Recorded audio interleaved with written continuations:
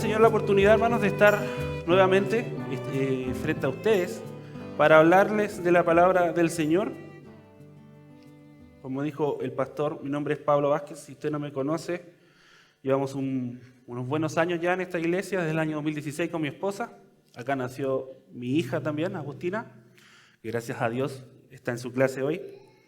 Y este último año también he sido bien bendecido, ¿sabe?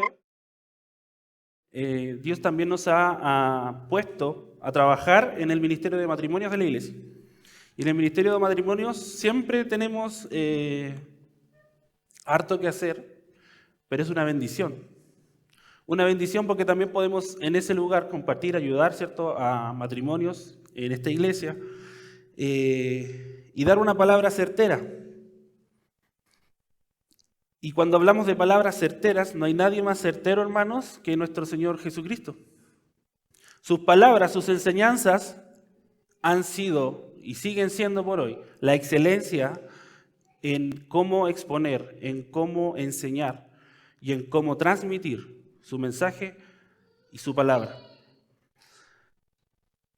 Y existe un cúmulo o un pequeño sector de su enseñanza que el Señor decide hacer en un formato bastante particular. Y este formato es el que nosotros vamos a estudiar durante este mes de julio, ¿ya? Aquí dice serie de invierno, pero en verdad es julio el que vamos a hablar aquí, ¿cierto? Agosto también es invierno, pero ahí vamos a tener otra bendición de compartir otros mensajes. Pero como introducción a la serie, lo que yo quiero compartirles es efectivamente que vamos a estar viendo pasajes de la Escritura que el Señor Jesús nos ha traído a nosotros o se ha querido registrar en su palabra en este formato de parábolas. La primera pregunta que salta a la vista, ¿cierto?, es ¿qué es una parábola? Yo recuerdo hace no mucho tiempo que Pastor Jensen nos enseñó más o menos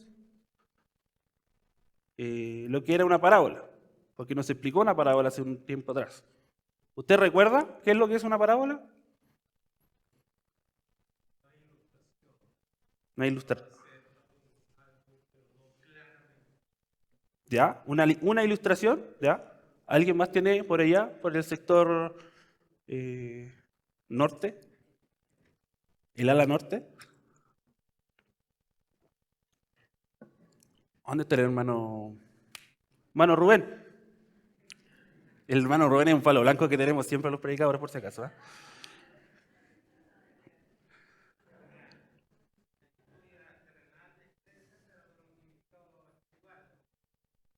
¿Ya? ¿A la sur? Después me voy acá al medio.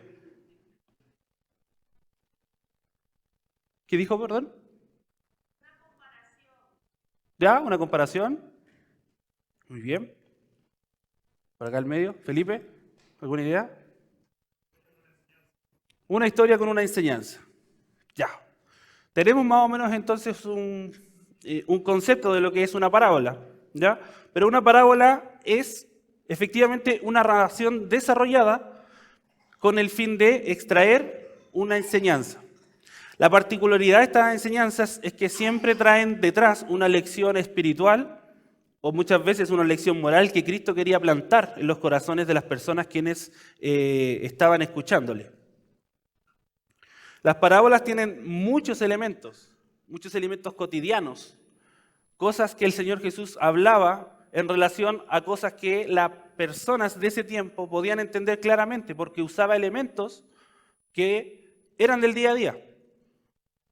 Entonces, para ninguna persona, cuando por ejemplo él le hablaba de una semilla de mostaza, ellos ya tenían ese concepto en la cabeza. Y estas comparativas, ¿cierto? Y estas parábolas, Cristo las empieza a ocupar por una razón bastante particular. No es que al Señor Jesús se le haya ocurrido un día, ¿sabes qué? Hoy día voy a usar otra herramienta pedagógica y voy a hablarles así un poco más no tan directo, no tan frontal. El Señor Jesús empieza su ministerio y ya en el último tercio de su ministerio, estamos hablando del último año de su ministerio, Él empieza a adoptar esta forma de enseñanza. Y aquí es donde me saltó también la segunda pregunta. ¿Por qué el Señor Jesús opta, ¿cierto?, en un momento determinado de su ministerio, enseñar en este formato? Le invito a que me acompañe a Mateo capítulo 12, porque de Mateo capítulo 12 vamos a extraer todo el contexto, ¿cierto?, para poder responder esta pregunta. ¿Por qué el Señor Jesús opta en algún momento determinado de su ministerio empezar a enseñar en este formato? Mateo capítulo 12. Mateo capítulo 12. Estoy como el comercial ese de 2000.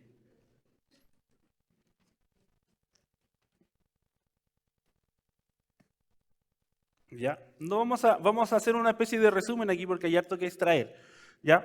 Pero ¿sabe qué? Siempre me ha llamado la atención que Cristo, siendo Dios, Él tenía todas las características de Dios, ¿cierto? Sé que están, no sé si ya terminaron, Pastor Patricio, ¿cierto?, los alumnos de la academia, el ramo de Cristología, ¿cierto? ¿Y cuál es la gran enseñanza que nos deja la Cristología? Que Jesucristo es Dios. Por ende, Cristo tiene en Él y en su encarnación todas las características de Dios. Y una de las grandes características que tiene Dios, ¿cierto?, por sobre los seres humanos, es su omnisciencia. El Señor todo lo sabe, ¿cierto? Y al saberlo todo, también pienso yo que debería tener todas las herramientas pedagógicas existentes e inexistentes para hacernos entender y hacernos entrar en razón. Esto hace que mi curiosidad del por qué se incremente aún más, porque ¿Cristo pudo ser directo? Sí. ¿Lo fue? Muchas veces sí lo fue. Pero fíjense lo que va pasando en Mateo capítulo 12. Dice que en algún momento, ¿cierto?, un grupo de fariseos se acercó a Galilea, donde ya Jesús estaba enseñando. ¿Y sabe qué? Los fariseos, ¿dónde estaban generalmente? En Jerusalén, ¿cierto? ¿Galilea dónde estaba? Arriba.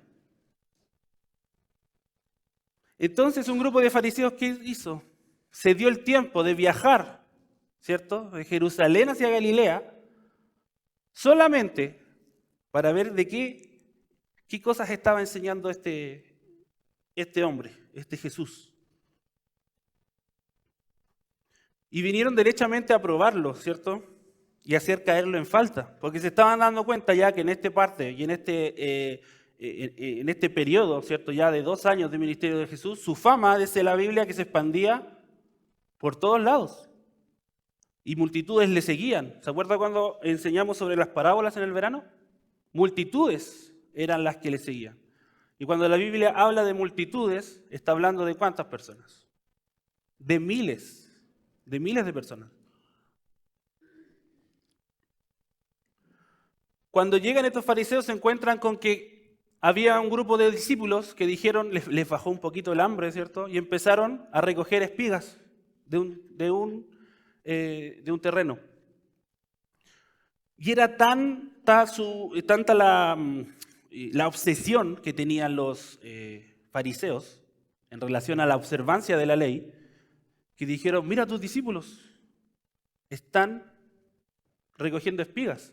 El problema era que ese recoger espigas lo estaban haciendo en un día muy importante para los fariseos y para quienes observaban la ley, que era el día de reposo. Era tan estricta la ley que hasta limitaban ciertas cosas que se podían o no se podían hacer en el día de reposo. ¿Cuánta distancia se podía caminar, por ejemplo? Si tú caminabas un periodo mayor al que ellos determinaban, ¿cierto?, tú estabas cayendo en falta porque no estabas cuidando el día de reposo. Y una de esas cosas, ¿cierto?, que era que no se podía trabajar la tierra, no se podía hacer nada. Y estos discípulos recogen espigas y empiezan a comer. Los fariseos dicen, esta es la nuestra. ¿Por qué tus discípulos, Jesús, están haciendo esto? Cristo los confronta diciéndoles, ¿cierto?, que había algo mayor que ellos y mayor que el templo frente a ustedes, que era Él mismo. Hablando y exponiendo ya en primera forma el señorío que Dios tiene sobre la ley. No contento con eso, ¿cierto? Después lo siguieron hasta que Jesús entró a una sinagoga y había un hombre, ¿cierto?, que nos dice el versículo 12, el capítulo 12, que había una persona que tenía la mano seca. Y los fariseos, para hacerle caer, o para intentar hacerle caer, le preguntan si es lícito sanar o no en el día de reposo. ¿Cuál fue la respuesta de Cristo a esta pregunta malintencionada? Que sin duda que es lícito hacer el bien en el día de reposo. Y no solo con eso, lo que hace Cristo es sanar a este hombre con la mano seca. Y esto es importante, porque al sanar a este hombre, Él está diciendo, yo tengo autoridad, y una autoridad mesiánica frente a la ley. Algo que yo creo que a los fariseos no les tiene que haber agradado mucho, ¿verdad?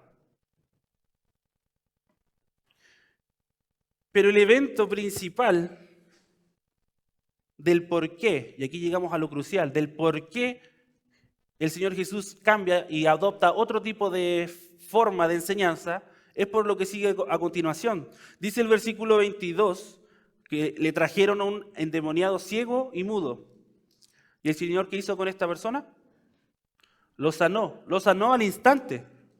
Dice, tal así que después el hombre hablaba y escuchaba.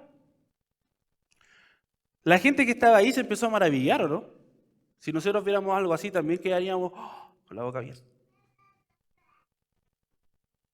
Algo que los fariseos no pudieron contener, ¿cierto? Era ver cómo esta fama de Cristo en ese preciso momento seguía y seguía expandiéndose. Y aquí donde cometen los fariseos un error garrafal. Estos fariseos atribuyen que esta sanación o estos milagros que Cristo hace no vienen de Dios, sino que vienen del poder de Belcebú.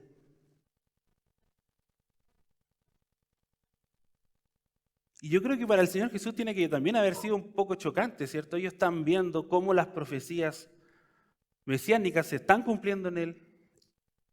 Cada milagro, cuando también hablamos de los milagros, ¿cierto?, tenían un propósito particular.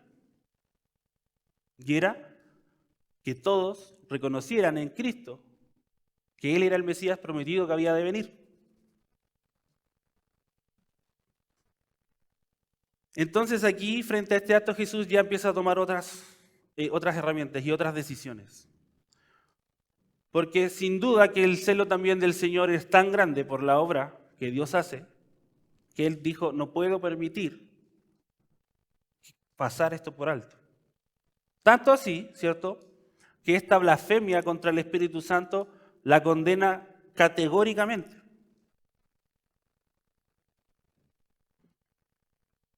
Cristo se empezó a dar cuenta que entre toda esa multitud y rodeado de mucha gente, iba a haber gente malintencionada que iba a querer hacer, por un lado, intentar hacer caer en falta algo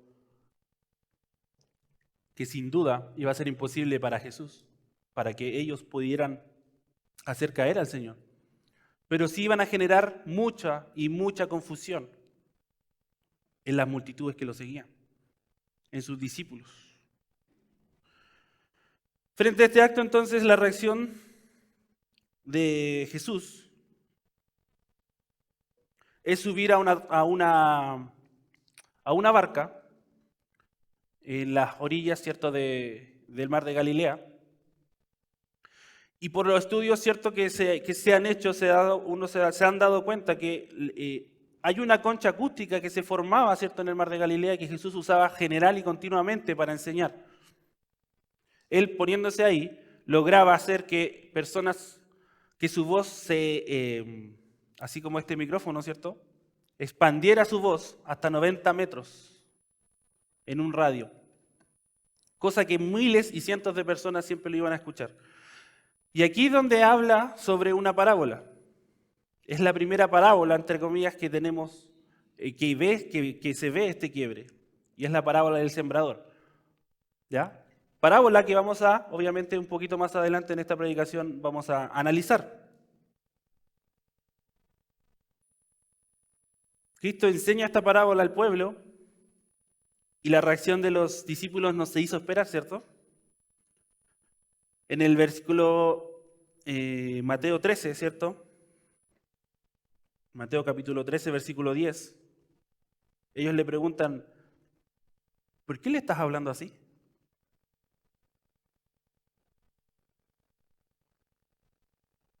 Y del versículo 11 al 13 dice, y respondiendo él les dijo, porque a vosotros se os ha concedido conocer los misterios del reino de los cielos. Pero a ellos no se les ha concedido, porque a cualquiera que tiene se le dará más y tendrá en abundancia, pero a cualquiera que no tiene, aún lo que tiene se le quitará. Por eso les hablo en parábolas, porque viendo no ven y oyendo no oyen ni entienden. Cristo habla aquí sobre un término que es el misterio. Y este término lo ocupa como algo parcial, ¿cierto? Que ha sido o que estuvo oculto, ¿cierto? Por todo el periodo del Antiguo Testamento y que ahora es revelado por completo y va a ser revelado de boca del Señor Jesús. Sin embargo, esta revelación que iba a ser deliberadamente sutil para que solo la entendieran las personas que eran auténticos creyentes deseosos de conocer la verdad de aquellos, como dice, ¿cierto?, el versículo 9, que tuvieran oídos para oír. Entonces, hermanos, la línea estaba definida ya por los acontecimientos. Aquellos, como los fariseos, que llegaran a escuchar con dureza de corazón y que su fin fuera encontrar el error, la falta y querer destruir el ministerio de Cristo, solo encontrarían confusión y poca claridad. Pero para aquellos con un corazón dispuesto y dócil para recibir el mensaje que quisieran buscar su significado, aquellos que tuvieran oídos para oír, serían ellos quienes serían bendecidos con esta enseñanza. Con esto que el Señor Jesús estaba resguardando otra cosa, que nadie volviera a poner en duda el que quien estaba actuando en medio de ellos era Dios mismo. Y sabe, aquí en esta introducción también podemos sacar una enseñanza a nuestra vida.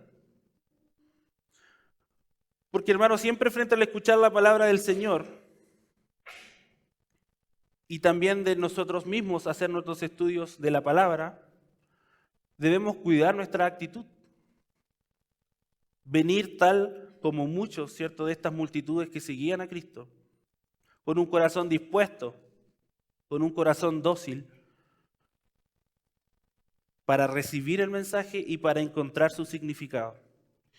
Y mayor aún, llevar esta enseñanza a la práctica en nuestras vidas. Hablamos entonces de la palabra del sembrador, ¿cierto? Vamos entonces a meternos de lleno en esta parábola. Y le invito a leer conmigo Mateo 13. Vamos a leer desde el versículo 3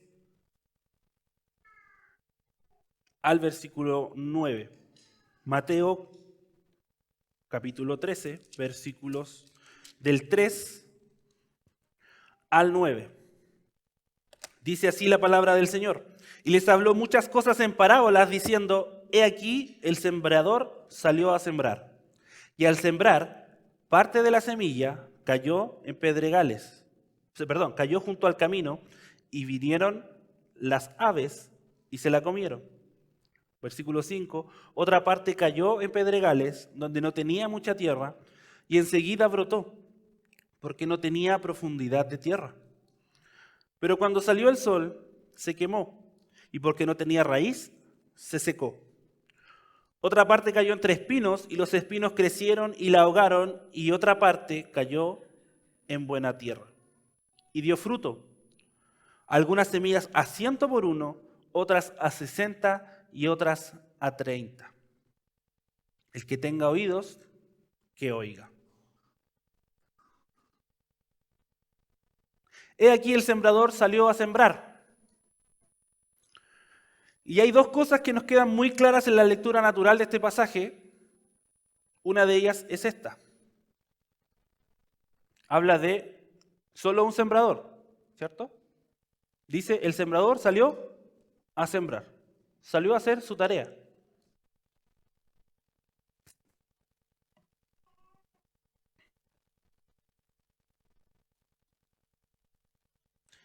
En cierto sentido, esa semilla dé fruto o no dé fruto, ¿dependía del sembrador?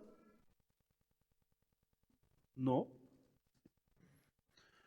Por otro lado, la parábola tampoco nos habla de qué semilla era, si era de buena calidad, si no era de buena calidad.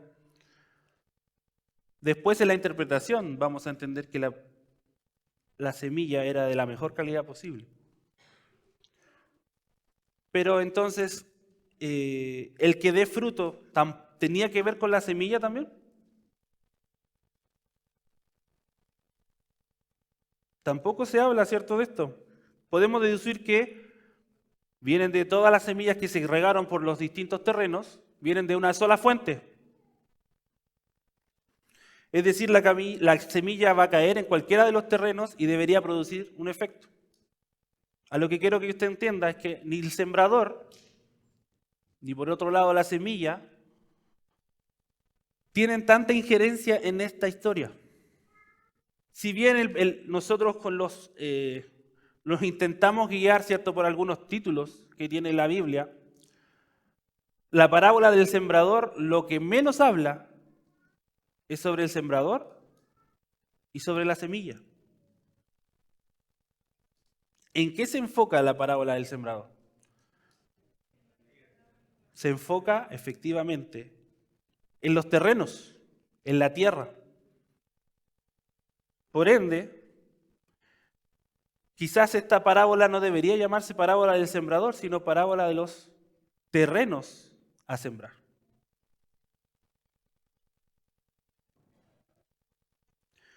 Cristo en esta enseñanza, tal como les decía, no se quiere ni enfocar ni en el sembrador ni en la semilla.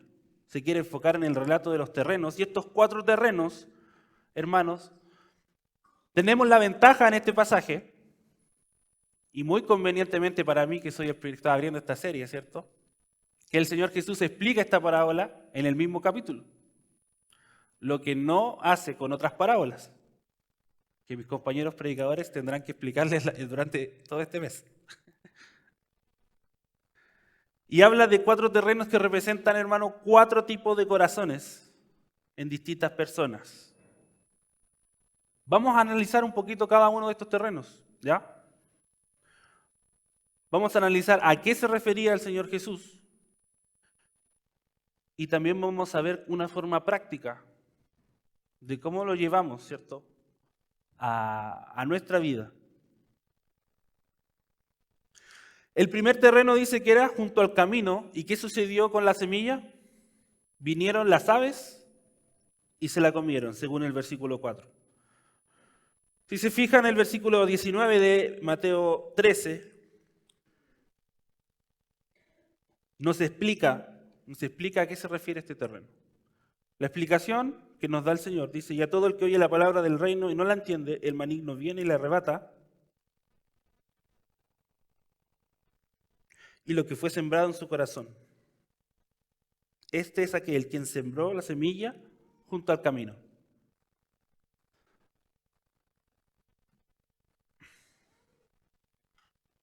Hay algo que tenemos que poner como pilar fundamental si vamos a analizar esta parábola, y estos terrenos. Y es que de estos 4 terrenos, solamente un terreno se está refiriendo a creyentes. Por ende, los 3 primeros se va a referir siempre a no creyentes. Y este primer terreno, aquí es cierto, quienes oyen el Evangelio y no lo entienden, viene el maligno y los arrebata. Se está refiriendo a un corazón incrédulo, a un corazón indiferente. Y un corazón que por ese mismo motivo no tiene esperanza y está completamente en control del maligno. No es coincidencia que Cristo haya cogido el camino para representar a estas personas o a estos corazones. Es normal que un camino conduzca ¿a dónde? A un destino. Yo no sé si a usted le pasa, pero yo cuando de repente voy al supermercado y me dicen tienes que traer pollo, carne y algo dulce para el tecito. Yo camino, agarro mis cosas, ¿cierto? Y voy, llevo mi bolsita, porque ahora no dan bolsa. Y voy.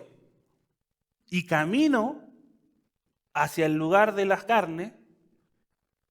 Y siempre, hermano, no me pregunte cómo, siempre termino llegando al pasillo de las galletas, de los chocolates, de la leche Milo. Y me distraigo. O sea, si yo hiciera caso a la lista, yo no debería demorarme más de 10 minutos en el supermercado y obviamente lo que la cajera disponga para hacerme la boleta, etc. Pero a veces estoy un poquito más de 10 minutos. Porque uno se entusiasma, ¿cierto? Ahora, generalmente uno se entusiasma cuando uno tiene con qué comprar. A veces no tenemos, ¿cierto? Y nos toca resignarnos y ir solamente por el pollito, por la carne. Pero en ese camino van a haber distractores. Es a lo que quiero llegar. Un camino siempre lleva a un destino, pero generalmente a través de ese camino nos vamos a encontrar con muchas y distintas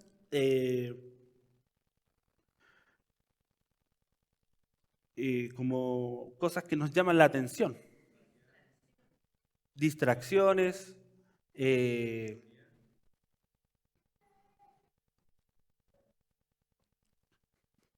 pero básicamente cosas que nos van a querer que no lleguemos a nuestro destino. Entonces, para un incrédulo, para alguien que es indiferente, hermano, la palabra del Señor se vuelve una opción más, ¿o no? Una persona que el camino que es tan duro, ¿cierto? Que en un camino se puede echar raíz. No.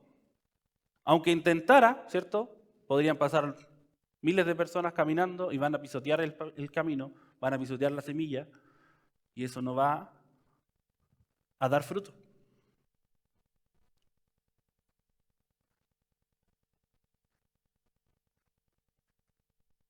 Cristo es muy enfático al decir o a significar, ¿cierto?, lo que es la semilla. Lo dice, ¿cierto? Dice que la semilla es la palabra de Dios. Para alguien que es indiferente, para alguien que es incrédulo, es muy fácil pisotear la semilla, ¿o no? Efectivamente, porque van a haber distintos distractores, distintos motivadores, que a lo mejor le van a llamar más la atención que seguir el camino del Evangelio.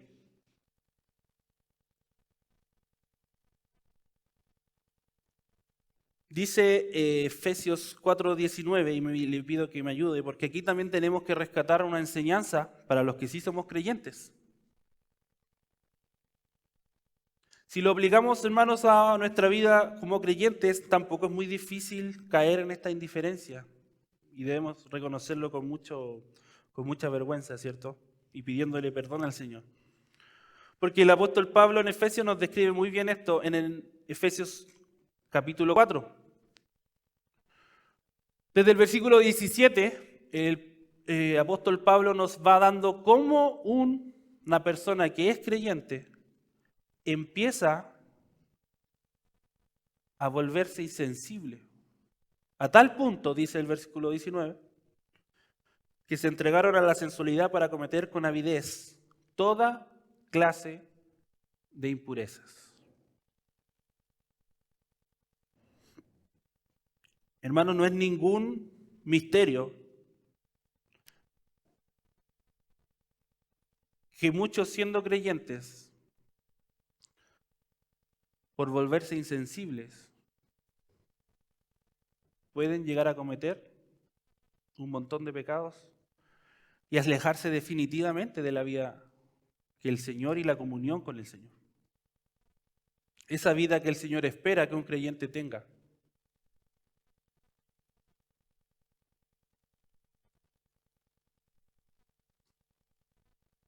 Hermanos, para nosotros los creyentes debe ser un constante ejercicio espiritual buscar ser sensibles a la voz que Dios nos habla a través de su palabra. Dios quiere tratar con nuestras vidas.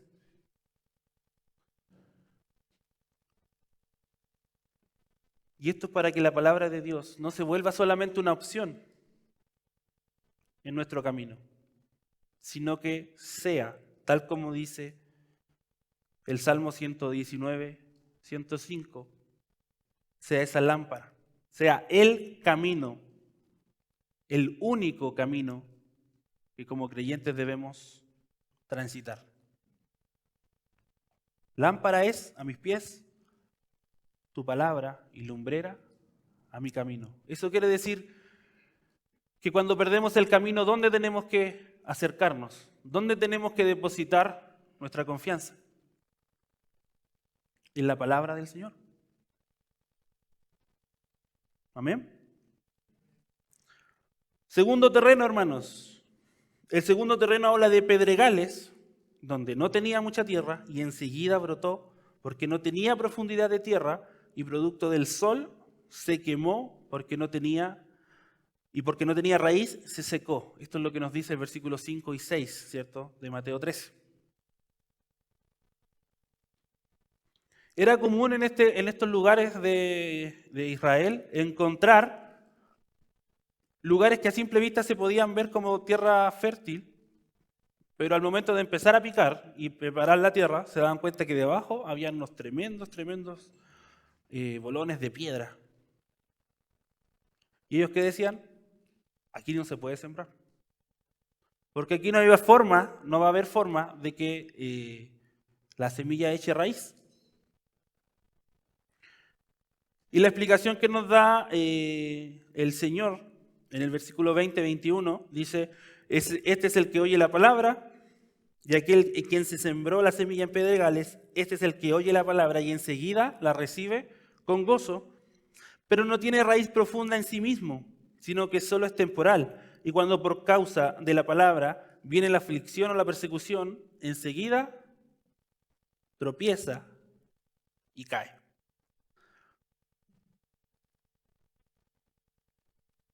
Ya dijimos que este terreno también representa a un no creyente, ¿cierto? Y a este terreno le vamos a llamar el terreno superficial o el terreno de la superficialidad. Me cuesta esa palabra. La superficialidad. Hermano, sin una raíz profunda ninguna vegetación puede vivir mucho tiempo, ¿cierto? Yo recuerdo cuando yo era pequeño, hace un par de años nomás, ¿sí? Que en el colegio me hacían hacer siempre un experimento por lo menos una vez cada 2 años, que era cortar una botella, ¿cierto? Ponerle harto algodón y tirar unos porotitos. ¿Quién lo hizo? Todos. ¿A quién le resultó? Yo era más pillo, porque yo siempre le preguntaba a la profesora, ¿tiene que ser poroto o puedo echarle otra cosa? Porque lo hice tantas veces que me di cuenta que la lenteja, a los 3 días, ¿cierto? Tengo para comer lenteja. Y podían pasar, y la competencia era cuando uno iba al colegio, ¿cierto? ¿Quién llegaba con la mata más grande? Ese era el que tenía la mejor nota. Entonces, la lenteja siempre me dio mucha ventaja versus al porotito que apenas se estaba asomando a la semana, ¿cierto? Ya cuando me ponían la nota, un poco me despreocupaba de la verdad de las lentejas. Pero siempre mi profesora me decía y me recomendaba que si quería que eso siguiera creciendo, tenía que transportarlo a un macetero con tierra fértil, ¿cierto? Para que siguiera y probablemente en 6 años más podría haberme comido un plato de lentejas. Usted entenderá que con 6, 7 años la paciencia es de 6, 7 segundos, ¿no? Nunca lo hice. Por ende, esta plantita a los pocos días falleció. ¿Y esto por qué? Porque efectivamente no tenía de dónde alimentarse.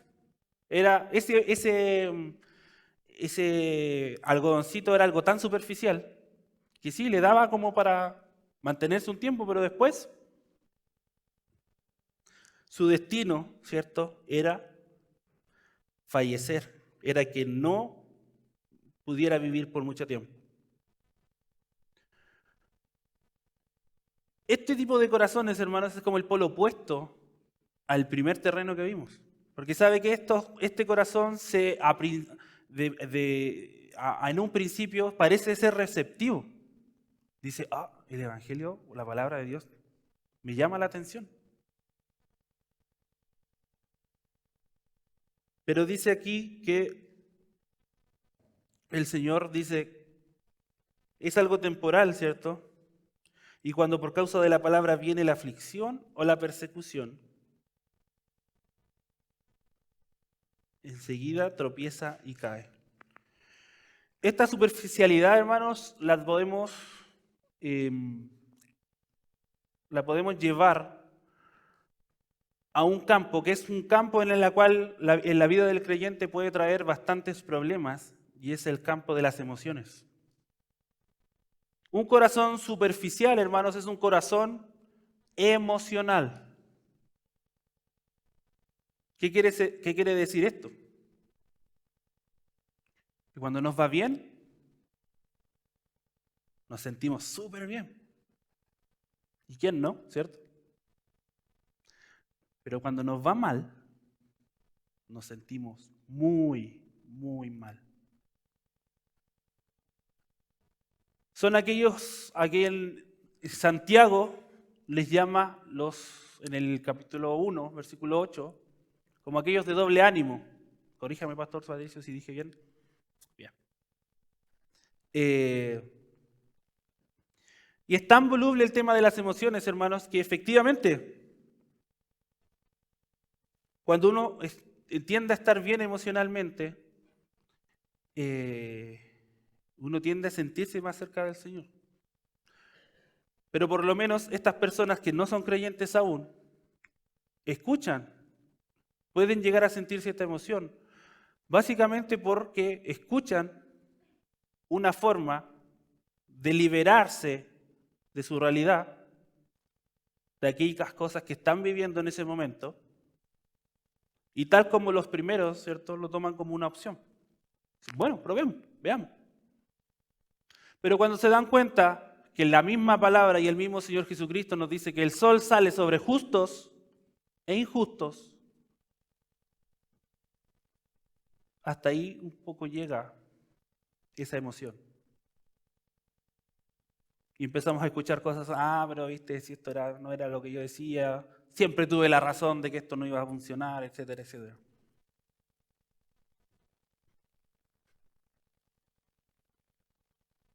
Ahora le hago otra pregunta, hermano. Como creyentes, ¿podemos llegar a ser superficiales? Hermano, ¿qué tanto en nuestra vida nuestras emociones nos mueven en la forma de qué tan cerca estoy de mi comunión con el Señor o qué tan lejos estoy de mi comunión con el Señor. Porque sabe que las emociones son volubles. Y yo creo que nadie en este mundo ha pasado y ha vivido todos sus años con una sonrisa en la cara, sintiéndose pleno, sintiéndose lleno. Porque sabe, hermano, ese vacío espiritual y ese vacío emocional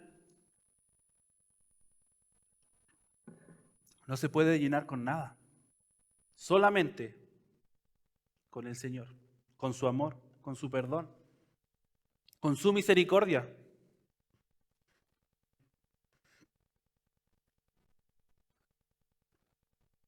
Nosotros trabajamos con matrimonios, hermanos, y generalmente uno de los consejos que es que cuando uno se casa enamorado, ¿cierto?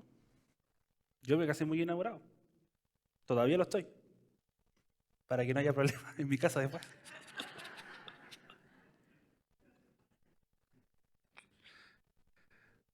Después de 10 años casi sigo estando muy enamorado. Pero ese enamoramiento del principio, cuando uno se conoce, imagino Ángelo, Yanna, ¿cierto? Tiene que haberse casado muy enamorado, ¿cierto? Tiene que haberle visto algún ángulo tiene que haberle visto a Ángelo, ¿cierto? Es maravilloso, ¿cierto? Sí, amén. Me consta. A lo mejor no así como Yanna, pero sí me consta. Y pasa que cuando uno se casa, ese enamoramiento, por muchas circunstancias, se empieza como a desaparecer. Esa mariposas en el estómago, ¿cierto? Esos sueños, esos idealismos que tenemos, se empiezan a chocar de frente y casi como un camión sin frenos contra la realidad. ¿Y sabe cuál es la gran diferencia entre que un creyente se case y una persona del mundo intente hacer este esfuerzo? Es que el compromiso no lo hago con la otra persona, primeramente. El compromiso mayor lo hago frente al Señor. Yo frente al Señor digo, voy a amar a mi esposa en salud, en enfermedad, en buenos momentos, en malos momentos. Porque sabe que cuando ese enamoramiento se empieza a ir, lo que nos debe mover a cultivar el amor matrimonial, ese amor sacrificial, es el compromiso con el Señor. Las emociones van y vienen, hermanos. Usted hoy día se siente bien, ahora en la mañana, nada le asegura que en la tarde pueda pasar algo que lo saque de su estado emocional. Y hay algo, hermano, con lo que el creyente debe aprender a vivir. No como algo negativo, sino como algo muy positivo, hermanos, que es el gozo. Y este gozo es el que nos va a llevar a tener esta comunión con el Señor a pesar de nuestra superficialidad y a pesar de nuestra emoción. Porque sabe que la emoción no nos entrega constancia, solo nos entrega momentos o temporadas. Y estas emociones están a tope cuando esos momentos o temporadas se harán buenas. Pero apenas aparezcan dificultades, como dice el Señor Jesús aquí en esta parábola, esa misma emocionalidad será la que nos lleve a la ruina. Hermano, la enseñanza es cuidemos nuestro corazón. Cuidemos nuestro corazón. ¿Cómo presentamos nuestro corazón frente al Señor? Y que sea ese gozo, hermanos, el que nos lleve, nos impulse, a pesar de nuestras emociones y a pesar de nuestras realidades. Amén. Pasemos entonces al tercer terreno.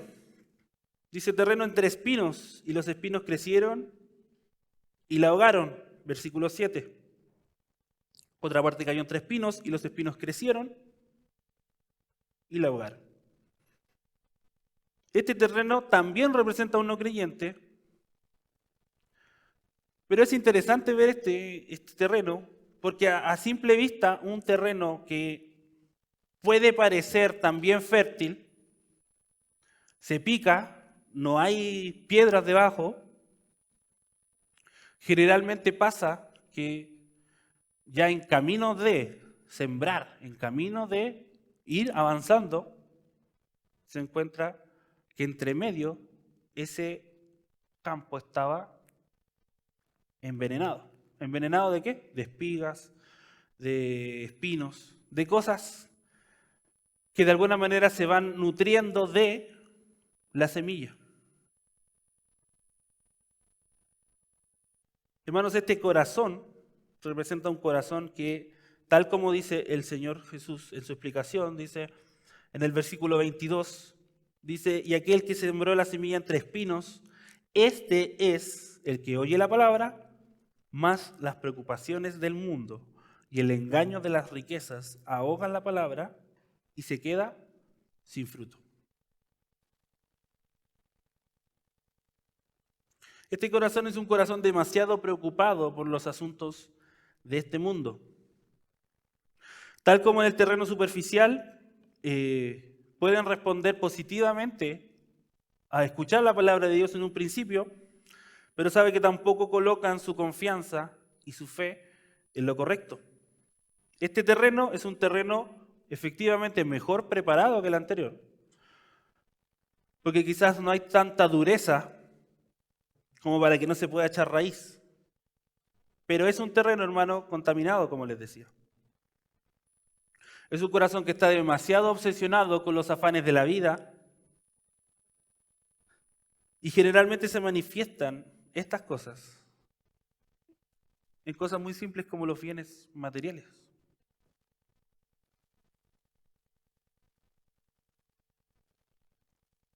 Yo hace no muy poquito tiempo, hermano, abruptamente me quedé sin trabajo. Tenía ciertos temores de que no ocurriera, de que ocurriera, y sabe que ese mismo fin de mes me subieron el sueldo.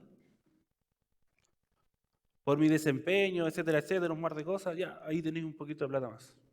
¿Qué hice yo? Respiré. Pero ese suspiro me duró 15 días.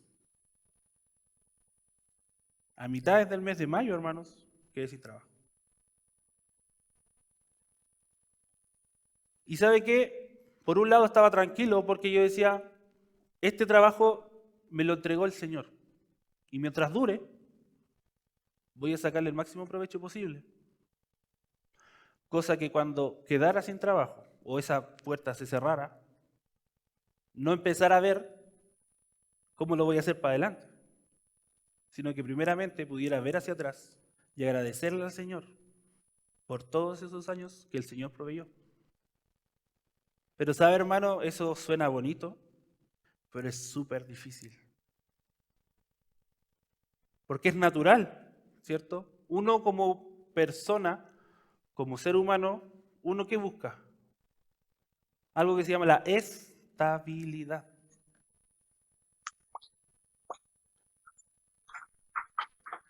Y cada vez es más difícil encontrar No esa quiso ya estabilidad. verla.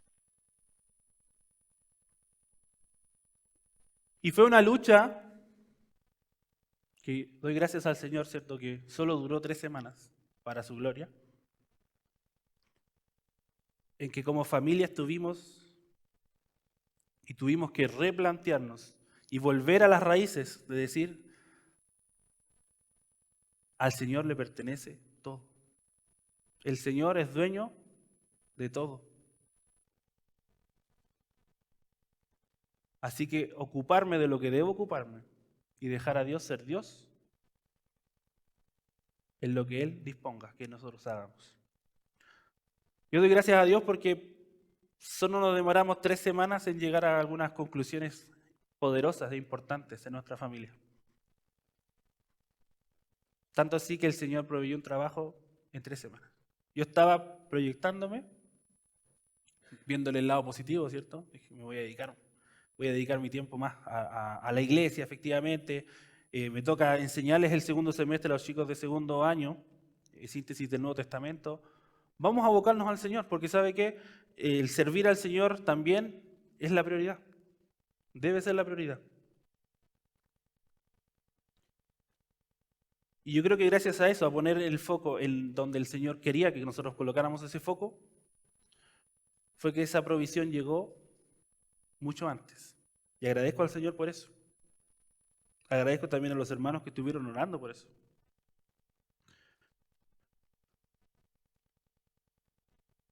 Pero es una realidad, hermano, preocuparse por los afanes de este mundo.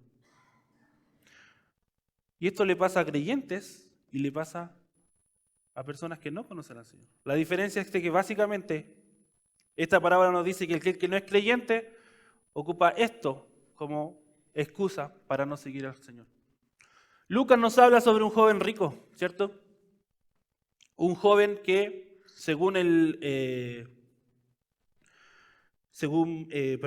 en el libro de Marcos, ¿cierto? Marcos 17 al 25,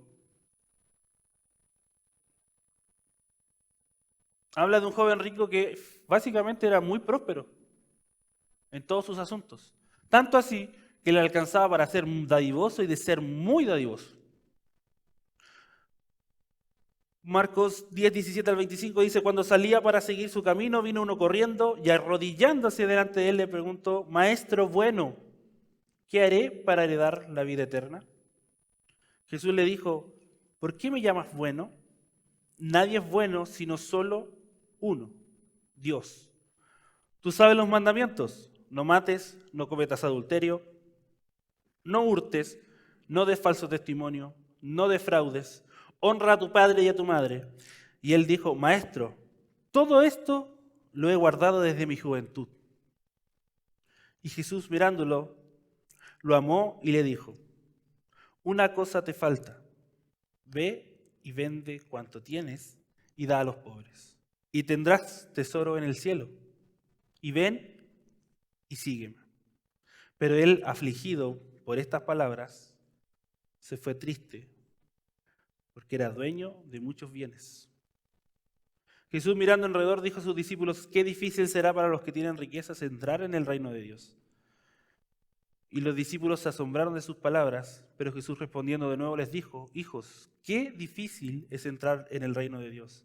Es más difícil que un camello pase por el ojo de una aguja que el que un rico entre en el reino de Dios. Aquí hay que dejar algunas cosas en claro.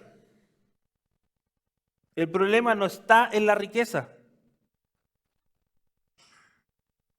Porque efectivamente Dios quiere que sí, que nos alcance.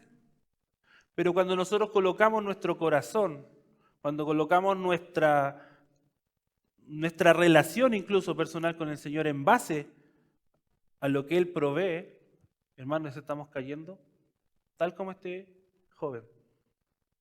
Imagínense él. ¿Usted sabe lo difícil que es observar la ley de Dios? Como para que este hombre, sin ningún tapujo, le pueda haber dicho, ¿sabes qué? Los mandamientos yo los cumplo. Y no solo ahora, los cumplo desde que yo era muy joven. Y fíjense la reacción del Señor. El Señor dice que Jesús lo vio y que lo amó. Lo amó y le dijo, solo te falta algo. Entregarme tu corazón.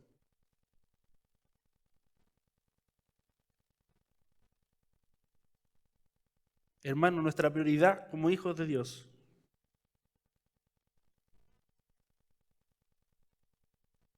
debe ser entregarle toda nuestra vida a Él.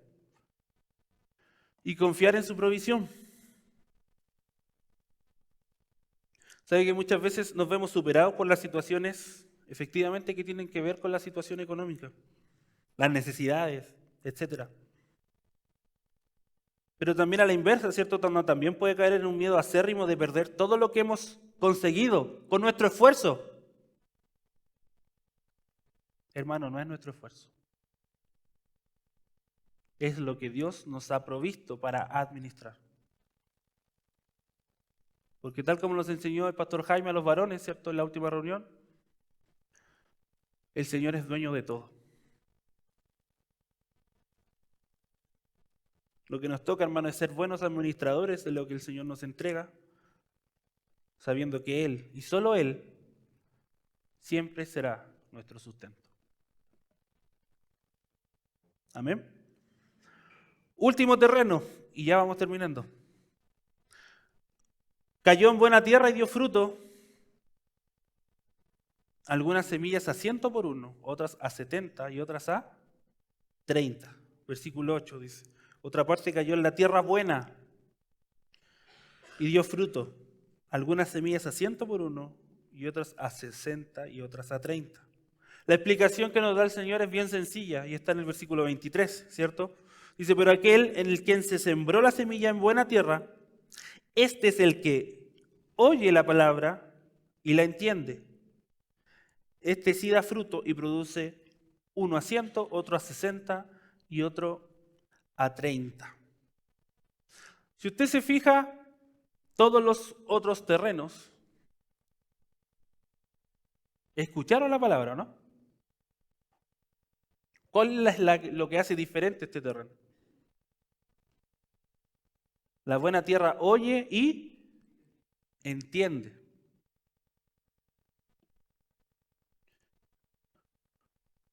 Este terreno sí representa a un creyente. Esta buena tierra representa un corazón debidamente preparado para recibir la palabra, para recibir la instrucción del Señor, para recibir lo que la Biblia nos diga en relación a qué debemos hacer y qué debemos dejar de hacer.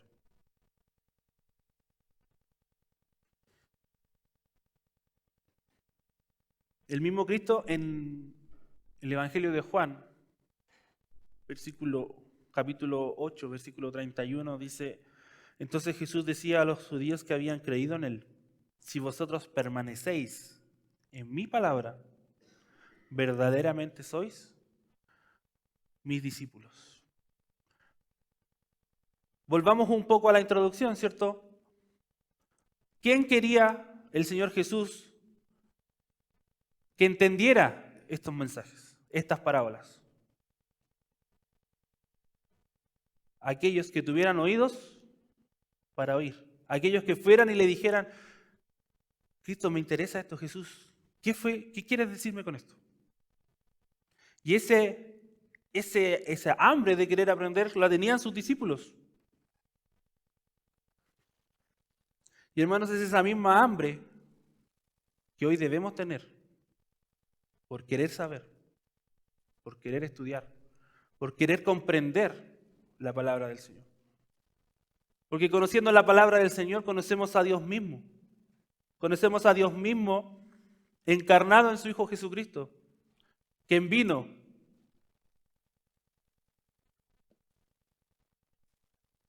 voluntariamente, hermanos,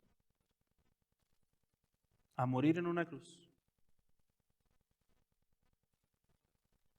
a resucitar al tercer día y ser ascendido nuevamente en la gloria. Todo por amor a usted y a mí.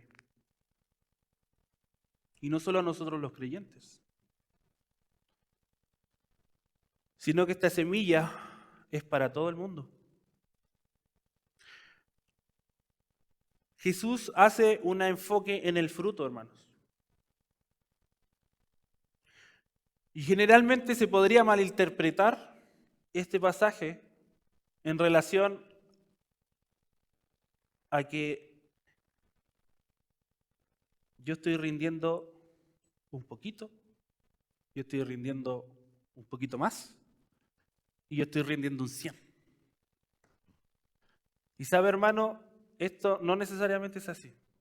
Dios conoce nuestras capacidades, sí, y debemos permitirle a Él usar todas nuestras capacidades para su gloria. Pero lo que está tratando de decir el Señor aquí, hay que ver al contexto, ¿cierto?, de esos tiempos y entender que, por ejemplo, para una persona que tenía un terreno y sembraba 1000, si ese terreno le daba 2000, ya era ganancia, ¿o no? Si llegaba a pasar un desastre natural y se sembraba esos 1000 y perdía esos 1000 que sembró, eso era una pérdida. La diferencia está, hermanos, que habían terrenos más fértiles que otros y algunas semillas podían producir. Si yo plantaba una semilla, esa misma semilla me iba a dar, al final de todo el proceso, me iba a dar 30. Otra semilla, quizás en otro terreno, me iba a dar 60. Una sola semilla. Y otra semilla me iba a dar 100. Hermanos, lo que yo quiero decirle en esta mañana es que siempre hay un beneficio en el fruto. No importa el fruto que estemos dando, porque ese fruto se llama el fruto del Espíritu.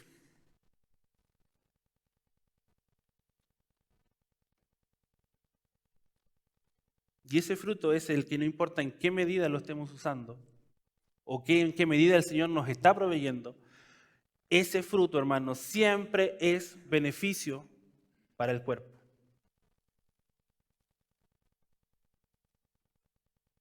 No tiene que pensar en un porcentaje, porque sí, todos estamos llamados a darle el todo por el todo al Señor. Pero significa que si tú estás dando 30, es porque el Señor está tratando con tu corazón, con tu vida, y te está dando 30. Si el Señor así lo provee, quizás después te va a dar que administre 60. Y hermanos, insisto, ese fruto, aunque sea 30, 60 o 100, ese beneficio lo es entregado al cuerpo.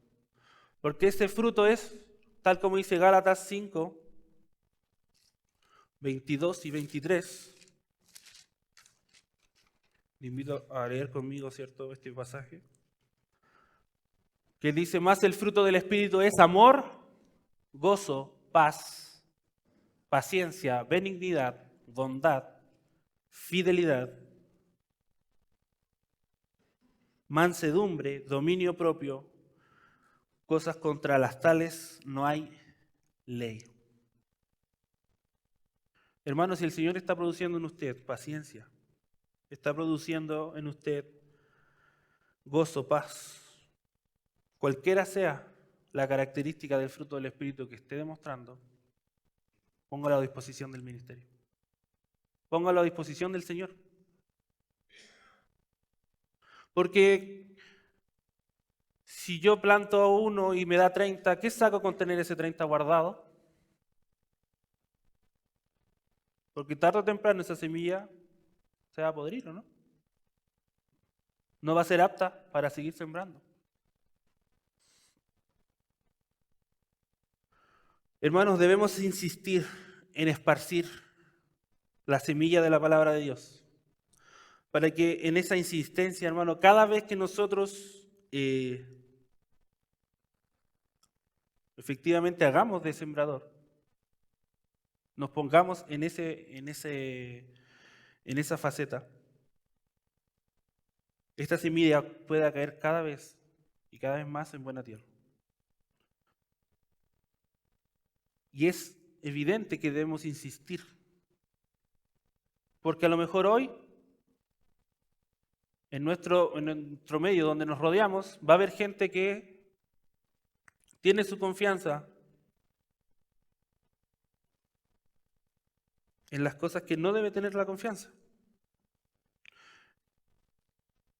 Porque así como hay aquellos que no son creyentes, nosotros que sí le conocemos, la respuesta de nuestra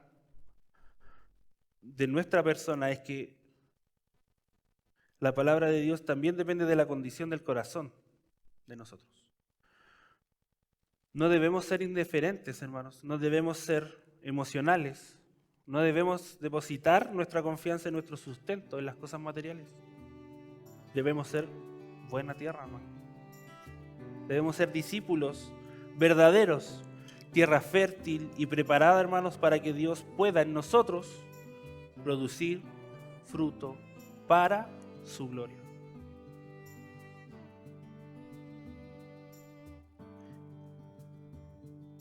Durante este mes, hermanos, vamos a ser desafiados. Vamos a ser desafiados a ser estos discípulos.